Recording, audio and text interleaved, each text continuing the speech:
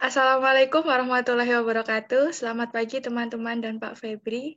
Kami kelompok 2 yang beranggotakan Rozabiatul Sulfani, Salsabila Saifah, dan Salsabila Fitri A ingin mempresentasikan wawasan kebahasaan. Sejarah bahasa Indonesia. Salah satu dari banyak varietas bahasa Melayu, penggunaannya diresmikan setelah Proklamasi Kemerdekaan Indonesia tahun 1945.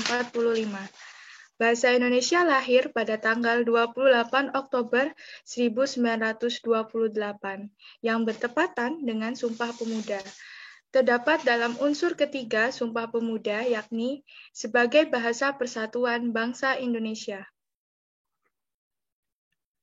Alasan bahasa Melayu menjadi dasar bahasa Indonesia.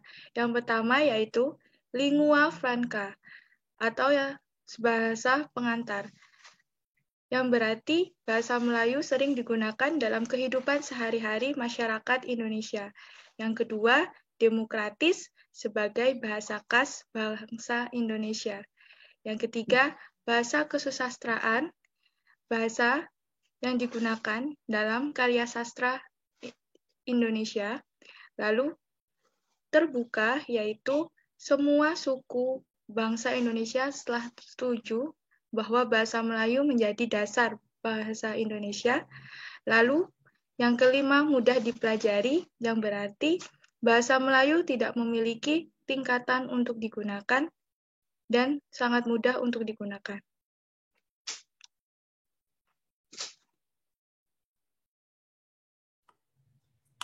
Selanjutnya, kita akan membahas mengenai kedudukan dan fungsi bahasa Indonesia sebagai bahasa nasional. Fungsi yang pertama ialah sebagai lambang kebanggaan kebangsaan. Fungsi yang kedua sebagai lambang identitas nasional, disusul dengan fungsi sebagai alat pemersatu bangsa dan sebagai alat perhubungan antar warga, daerah, dan budaya. Selain itu, terdapat juga kedudukan dan fungsi bahasa Indonesia sebagai bahasa negara.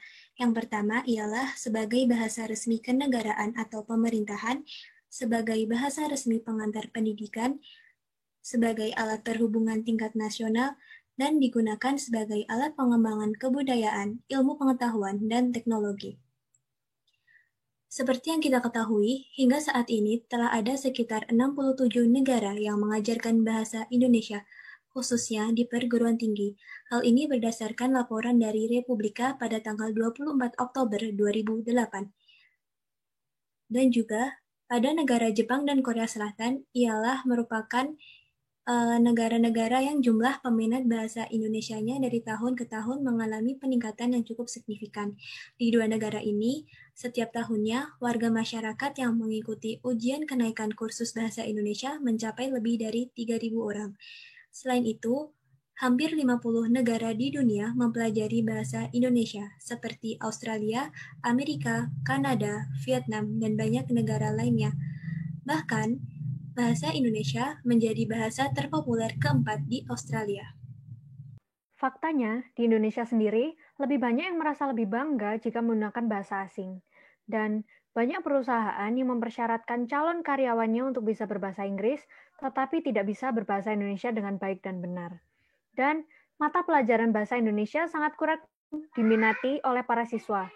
Hasil ujian nasional selalu menunjukkan banyaknya siswa yang memiliki nilai ujian bahasa Inggris lebih tinggi dibandingkan dengan nilai ujian bahasa Indonesianya.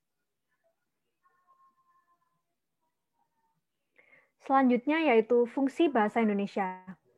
Bahasa Indonesia memiliki fungsi yang pertama sebagai lambang kebanggaan nasional, yang kedua sebagai lambang jati diri nasional, yang ketiga alat pemersatu bangsa, yang keempat bahasa pengantar pendidikan, yang kelima pengembangan kebudayaan nasional, yang keempat mengadakan hubungan dalam pergaulan sehari-hari, dan yang terakhir mengeksploitasi ilmu pengetahuan dan teknologi. Selanjutnya, bahasa yang baik dan benar. Berbahasa Indonesia yang baik berarti bahwa kita harus menggunakan bahasa Indonesia sesuai dengan konteks berbahasa yang selaras dengan nilai sosial masyarakat. Peraturan ini berkaitan dengan penggunaan ragam bahasa secara tulis dan lisan untuk kebutuhan berkomunikasi. Ragam bahasa dari sisi penggunaan bahasa ada dua, yaitu ragam formal dan ragam non-formal. Ada dua hal yang kita perhatikan dalam kalimat ini. Yang pertama, berbahasa sesuai dengan konteksnya, dan yang kedua, berbahasa selaras dengan nilai sosial masyarakat.